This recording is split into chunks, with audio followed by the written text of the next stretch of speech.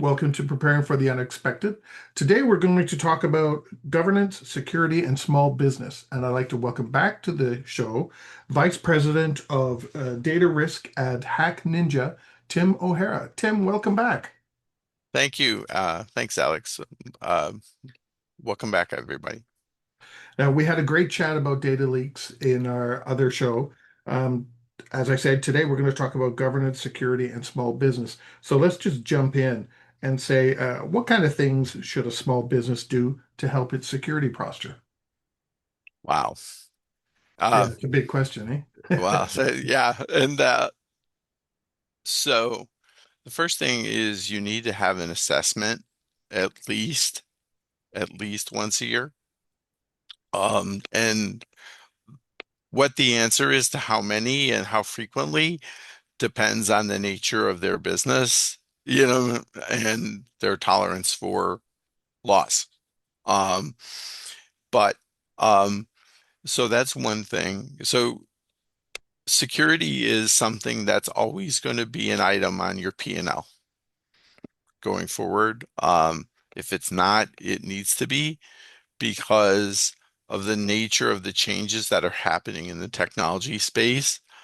Um, it's You don't leave your door unlocked when you leave your business at night. So why do you leave your business a digital door unlocked, unmonitored, right? And it's the same concept. Um, so you need an assessment. Then at the end of that, you need to prioritize, what you're doing, um, what you should adjust, and then remediate those activities, right? You know, we got to do this. We got to batch, batten that hatch. We got to close that window, close that door, right? And then you hire a third-party company to test the effectiveness of the changes you made. The idea behind that is they always say you can't have the fox guard the hen house, Right. right? Or you can't, um, you never have a bookkeeper do an audit of a company that they're doing the books for, right? So for the same reason, you could hire a third-party company to basically rattle doors and windows digitally to show you um, the effectiveness at a point in time of what you've done so that you can again further refine. So it's more of a closed loop method. We we assess, we implement, we test, and just it's an iterative process because of the amount of change that's going in. Um, Especially with the rollout of, AI and, quantum on the horizon. Right. Do we do our own assessment, but then get someone else to come in and validate? Is that what you're saying? Or Uh, it's all done by somebody else? you can do self-assessment if you have the staff with the skills necessary to do that. Um, and But most companies hire a third-party company to do the assessment as well, because uh, especially when you're trying to adhere to a standard, a security standard, like one of the NIST standards or something like PCI DSS. But if you're a small business, isn't that kind of a challenge with Overkill. cost? So So how do you you go could, about doing it yourself then? well, I mean, if you go about doing it yourself, you you would have to you'd have to get a checklist and you'd Mhm. have to understand those questions and Yeah, be able to answer them. A lot of times they will utilize their outside service provider to help them assess those risks. You know what I mean? yeah, Or their cyber insurance carrier if they have one. You know what I mean? yeah. Or if you want an assessment of your cyber one way to do that is apply for cyber insurance, and they'll tell you. They're going to send you a bunch of questions. You'll have to answer them. You probably won't know all the answers. You'll probably need some help. Um, but that's when, you'll start to see all of the things that are impacting cyber, because people think it's just a pipe, it's just one thing, and it's not. There are several components that impact it at at a given point in time. And that's going to be a challenge for small business for sure. Understanding. Especially most business owners don't, you know, their understanding of technology is at various levels. You know what I mean? Yeah. And it's just like, hey, if I was doing heart surgery, I wouldn't try to do it myself. Exactly. In the previous segment, you talked about different environments because you gave an example of production data being used in testing and things like that. So, how can a small business utilize that kind of a situation where they're not using uh, live data, real data? Is it feasible for them? And if so, what can they do? And if not, what should they do? Yeah, that's a great question. Most most small businesses today just update and go directly to their production system. They're not going through a change management process of any sort.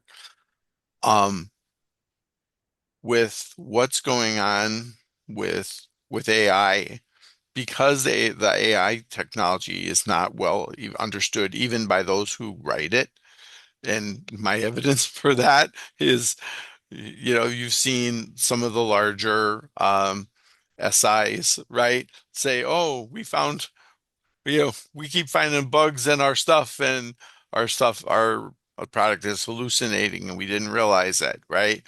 So think about this. You're using this to make decisions in your business, and yeah, it's almost like taking a car on the road and you don't know if the wheels are going to fall off or not, you know?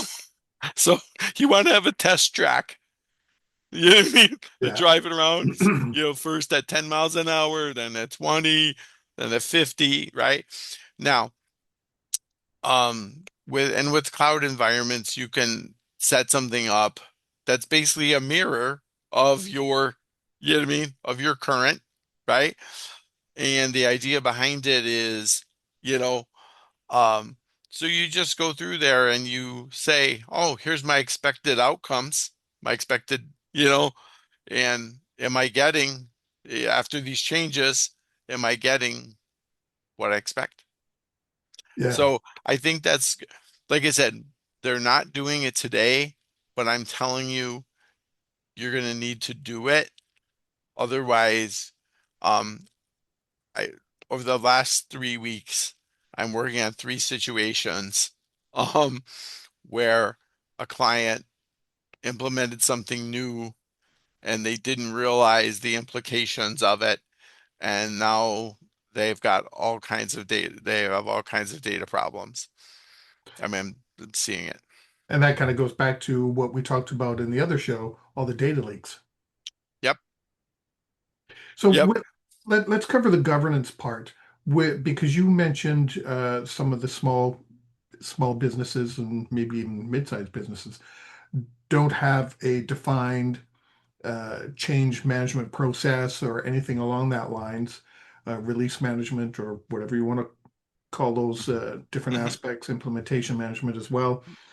How do you go about in a small business having something because you are small, you don't have the resources. So governance has got to be a challenge. But is there anything they can do to get them Yeah, started with that? yes. And one is, they can they can work with their existing technology advisor. Yeah, they're working with an MSP or an MSSP or somebody like us. You know what I mean? To help them strategize on that and do it on a fractional basis. So you're not hiring someone. You know what I mean? if your need is, 5 hours a week, then that's all you're doing, right? So you can right size the solution. The other thing is you want, and again, governance, make sure you start at the policy level. Um, for things like AI, you want to have an acceptable use policy, because if you're going to try to terminate someone for using something that you didn't sanction, if there's not a policy against it, I'm not a lawyer, but that just kind of makes sense, right? Yeah. And then so, you start at the policy level, then you go through the process, right? Your people, you know what I mean? And you go through those things, and you, okay, what are we doing here? How are we managing change? How are we managing communication? All these operational risks. We're coming to the end of the segment. Any final thoughts on governance and security for small business? Get find advisors, um, legally, legal advisors, and people who can advise you on technology. Don't try to do it yourself, and don't close your eyes, because hope is not a strategy. Oh, I'm not saying anything beyond that because that's a good way to end this segment with that comment right there. Hope is not a strategy. Tim, thank you so much for joining us once again. I really appreciate it. Thank you. Thanks all.